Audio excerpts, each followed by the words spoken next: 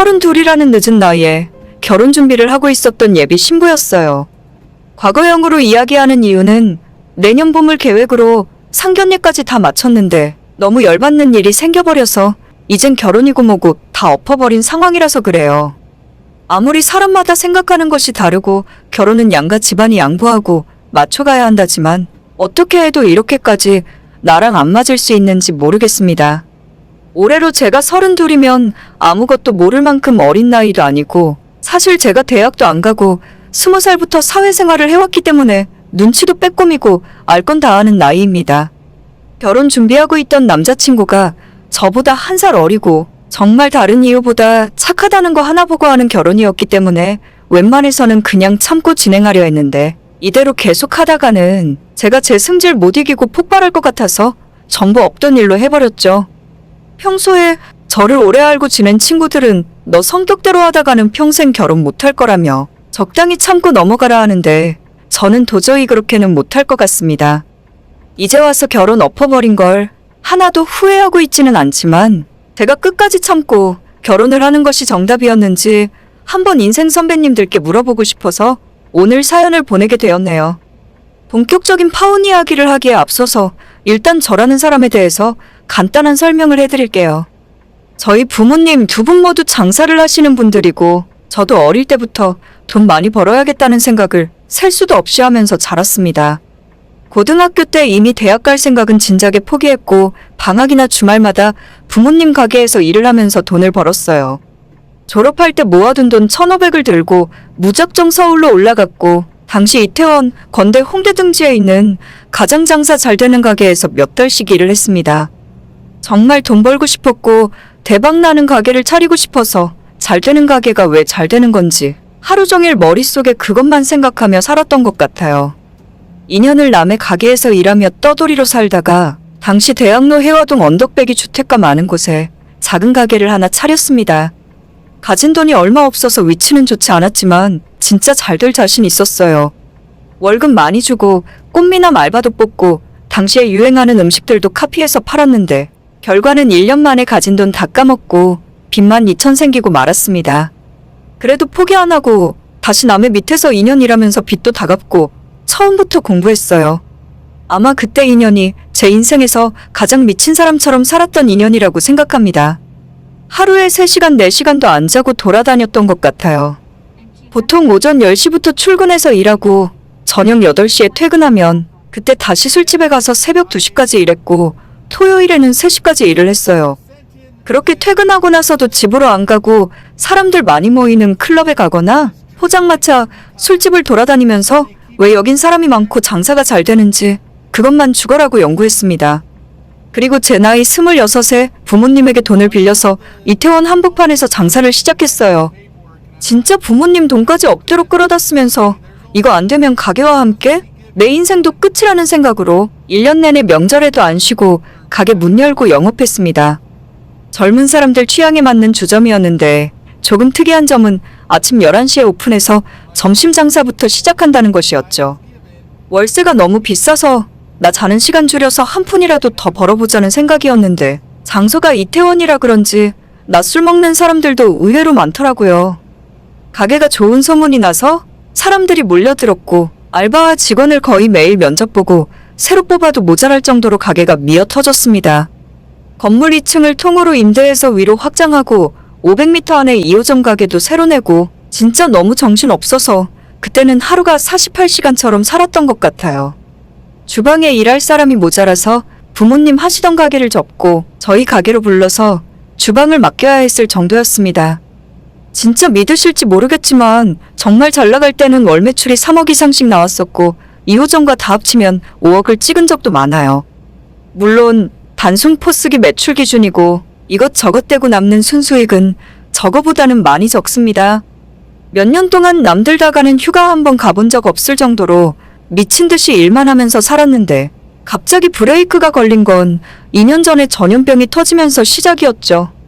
저 같은 술집은 영업 제한이 정말 치명적인 일이었고 그때 고민을 정말 많이 하다가 하루 이틀 안에 끝날 일이 아니라고 판단해서 2호점과 1호점 2층 매장을 빠르게 정리했어요.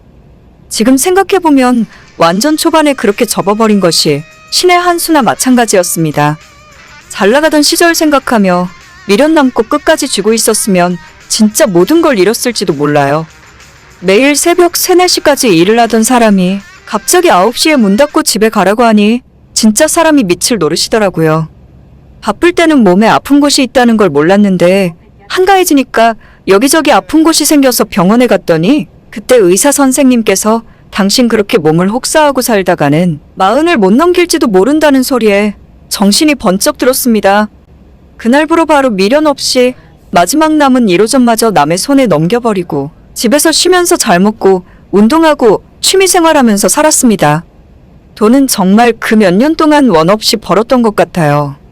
벌 줄만 알았지 관리를 전혀 할 줄 몰라서 전적으로 부모님에게 다 맡겼었고 부모님이 처음에 빌려주셨던 1억 5천은 거의 10배는 쳐서 갚았을 거예요. 그 사이에 부모님이 제 앞으로 서울에 있는 아파트 2채 그리고 저희 고향인 경기도에 작은 3층짜리 꼬마 건물 하나를 매입해 놓으셨어요. 대출이 좀 있긴 한데 크게 신경 쓰일 정도는 아니고 여기까지가 제 나이 32살 동안 만들어 놓은 것들입니다. 작년 초에 마지막 하나 남은 가게까지 전부 넘기고 나서 정말 푹 쉬었던 것 같아요. 처음에는 출근 안 하고 집에서 빈둥거리니 너무 불안하고 하루 종일 머릿속에는 이 다음에 뭘 해야 할지 고민들로 가득 차 있었어요. 쉬어도 쉰 것 같지 않다가 운동도 하고 책도 읽고 시간이 지나니 점점 백수 생활이 나쁘지 않더라고요. 오랜만에 친구들에게 연락해서 놀러 다니기도 하고 각종 모임들도 많이 다니면서 20대 때 못 해봤던 많은 일들을 하면서 살았습니다. 그러다가 어느 모임에서 1살 연하의 지금의 남자친구를 만나게 되었고 착하고 성실한 모습이 좋았지만 무엇보다도 저를 정말 좋아해주는 사람이라 마음에 들었어요. 처음 만나고 친구처럼 지내다가 3달 만에 사귀게 되어 올봄에 프로포즈를 받고 결혼을 준비하던 중이었습니다. 제 나이도 적지 않고 이젠 좋아하는 사람 만나서 결혼하는 것이 나쁘지 않겠다 생각했는데 모든 머리 아픈 문제는 여기서부터 시작이었어요.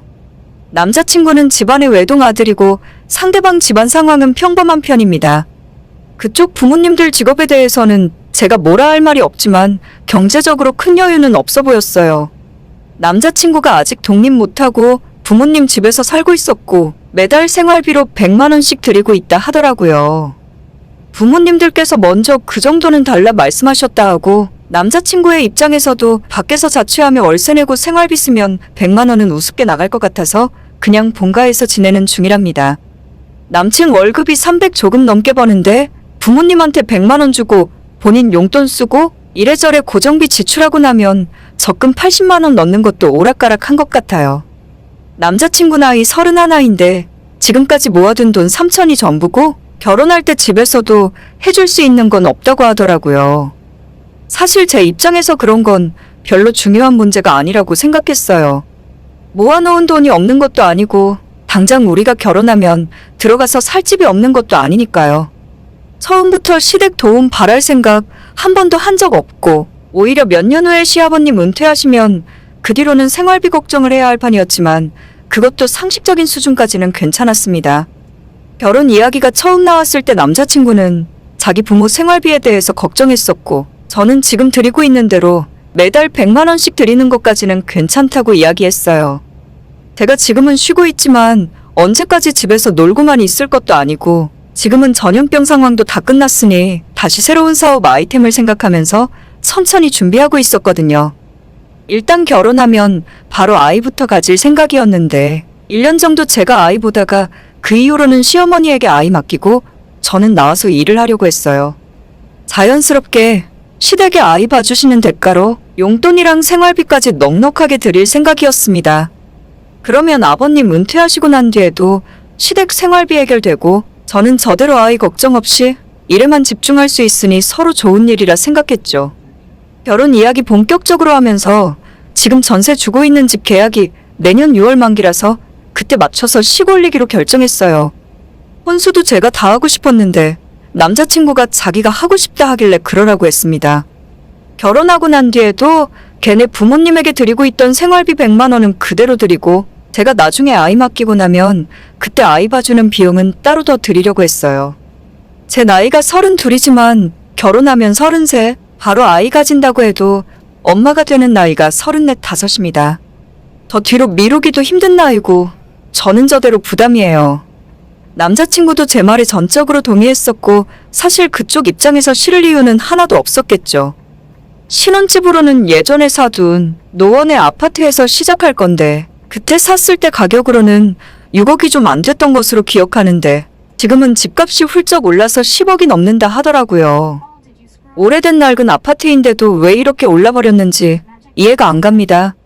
아무튼 의정부에 사시는 시댁이랑도 비교적 가깝고 나중에 아이를 낳고 학교 보내기에도 나쁘지 않을 것 같아서 신혼생활 시작하기엔 괜찮은 곳이었습니다. 여기까지만 해도 아무런 문제 없었고 이대로 진행하면 결혼하고 남부럽지 않게 잘 살 수 있을 것 같았는데 양가 부모님 상견례 끝나고 난 뒤로부터 이상한 소리가 들리더라고요.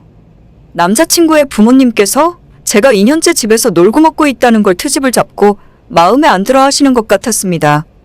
아무리 결혼할 때 너가 집을 해온다고는 하지만 그래도 요즘 세상에 어떻게 남편 혼자 벌어서 생활이 가능하겠니? 살림하는 사람 요즘에는 필요 없어. 너도 나가서 맞벌이를 해야지? 남자친구 집에서 밥을 먹다가 걔네 엄마한테 그 이야기를 처음 듣고 너무 황당하더라고요. 제가 지금까지 누구보다 열심히 일을 했고 만약 이번 전염병이 없었다면 아직까지도 가게에서 일을 하고 있었겠죠. 상황이 저를 이렇게 만든 거고 저는 엎어진 김에 좀 쉬다 갈 생각으로 운동도 하면서 건강 회복하고 다음 사업 준비하고 있었던 건데 말을 저렇게 하시니까 너무 기분 나빴어요. 제가 부모님에게 물려받은 돈으로 집을 산 것도 아니고 지금까지 전부 제가 번 돈이에요. 남들 놀 때 하루도 안 쉬고 죽어라 이래서 이 정도 벌었으면 좀 쉬어도 되잖아요? 어차피 저도 결혼하고 나서 놀고 먹을 생각 없고 조만간 다시 일 시작할 생각입니다. 저는 제 생각대로 하고 싶은 말을 다 했을 뿐인데 그쪽 부모님들 눈에는 제가 건방지고 싸가지 없게 보였나 봐요. 지금 어른이 이야기하는데 눈 시퍼렇게 뜨고 말 대답하는 거야? 그냥 알겠다고 하면 그만이지. 너가 집 가져온다고 유세 떨어? 너보다 2배는 나이가 많은 나도 매일 나가서 일을 하는데 내가 이 정도 잔소리도 못하니? 결론적으로 말해서 제가 집에서 놀고 먹으면서 자기 아들이 벌어다주는 돈으로 생활하는 것이 꼴보기 싫다 이거였어요. 사실 남편 월급에서 걔네 부모 용돈 100만 원 주고 나면 200만 원 정도 남는데 그 돈으로 제가 놀아봐야 뭘 얼마나 대단하게 놀겠습니까? 어차피 일을 안 해도 월세 수입 들어오는 것도 있고 이래저래 지금까지 벌어둔 돈 쓰면서 앞으로 몇 년은 충분히 더 놀고 먹을 수 있습니다. 하지만 그럴 생각은 전혀 없고 아이 낳고 나면 나가서 일한다고 제가 먼저 이야기했잖아요. 그래도 자꾸 저한테 뭐라고 하니까 슬슬 짜증이 나고 내가 뭘 잘못 생각했구나 싶었습니다. 저는 며느리가 돈 많고 신혼집까지 사서 온다고 하면 2 팔 들고 환영하실 줄 알았어요. 하지만 대체 뭐가 불만인지 매달 따박따박 생활비 100만 원씩 주고 있던 아들을 뺏기는 기분이 들어서 화가 난 건지 아니면 제 나이가 1살 더 많아서 불만이신 건지 저를 대하는 태도가 너무 무례하고 좋지 않더라고요. 남자친구는 중간에서 누구 편을 들지도 못하고 저와 지네 엄마 사이에서 눈치만 보고 있었는데 이럴 때 확실하게 나서주지 못하는 모습을 보며 저래서 연하는 연하구나 싶었습니다. 그때부터는 결혼이고 뭐고 저도 눈앞에 아줌마한테 지기 싫어서 유치한 말싸움을 계속 이어나갔어요. 제가 지금까지 번 돈만 해도 웬만한 사람 평생 직장 생활하며 버는 돈보다 더 많이 벌었다고 이야기했더니 그 아줌마는 밤새 술 장사해서 돈 번 게 무슨 자랑이냐 하더라고요. 자기 아들은 대학까지 나와서 알아주는 직장 다니고 있고 저는 기껏 고등학교 졸업해서 술 장사로 돈 좀 만졌다고 같은 급이 아니랍니다. 결혼 준비하면서 제가 조건으로 밀린다는 생각을 해본 적 없었어요. 진짜 20대 내내 누구보다 열심히 살았고 제가 하는 일이 부끄럽다고 생각하지도 않았습니다. 하지만 고졸의 술 장사라는 말을 들으니 제 스스로 속에서 무너지는 기분이 들었고 이런 집안에 시집가서는 절대 행복하게 살 수 없겠구나 싶더라고요. 말싸움이고 뭐고 더 이상 시간 낭비하기 싫어서 나 같은 술 장사하는 사람 말고 당신 아들이랑 비슷하게 같이 맞벌이하는 며느리 얻으시라 이야기해놓고 그 집을 빠져나왔습니다. 남자친구가 뒤늦게 뛰어나와서 저를 붙잡고 엄마가 괜히 하는 소리니까 신경 쓰지 말라고 했는데 이미 늦어도 너무 늦은 상황이었죠. 마음에 있는 소리건 없는 소리건 나는 너희 엄마 같은 성격의 사람과는 절대 잘 지낼 수 없고 억지로 결혼한다고 해도 앞으로 사사건건 부딪히고 싸우게 될 거라 이야기했습니다. 그냥 헤어지고 너는 너한테 딱 맞는 좋은 여자 만나라 하고 집으로 돌아왔어요. 아무리 그 상황을 봐도 제 남자친구가 본인 엄마를 이겨줄 수 없을 것 같았고 저도 제가 뭐가 모자라서 그딴 집안에 고개 숙이고 들어가겠어요? 기껏해야 아들한테 매달 받는 100만 원 끊길까? 벌벌 떠는 사람들이 무슨 자격으로 제 앞에서 일을 해라 말아라 할 수 있는 건지도 모르겠거든요. 그런 집에 며느리로 들어가서 눈치 받으며 살고 싶지 않아요. 주변에서는 원래 결혼 준비하다 보면 서로 기싸움도 하는 거고 원래 시부모라는 사람들은 좋은 말 해주는 법이 없다면서 저보고 참으라는데 왜 저런 소리까지 들어가며 결혼을 해야 하는지 저는 이해가 안 갑니다. 물론 결혼하면 시부모 얼굴 맨날 보고 살 거 아니라지만 며느리가 집에서 놀고 먹는 꼬라지 눈꼴 시려서 뒤에서 계속 욕하고 있을 사람들이잖아요. 저를 완전 마음에 들어하고 좋아해주는 시댁은 아니더라도 최소한 이해해줄 수 있는 그런 사람들 만나서 가족을 만들고 싶어요. 남자친구라도 중간에서 제 편을 확실하게 들어주면 믿고 결혼하겠는데 그것도 아니라서 김이 확 새버렸습니다.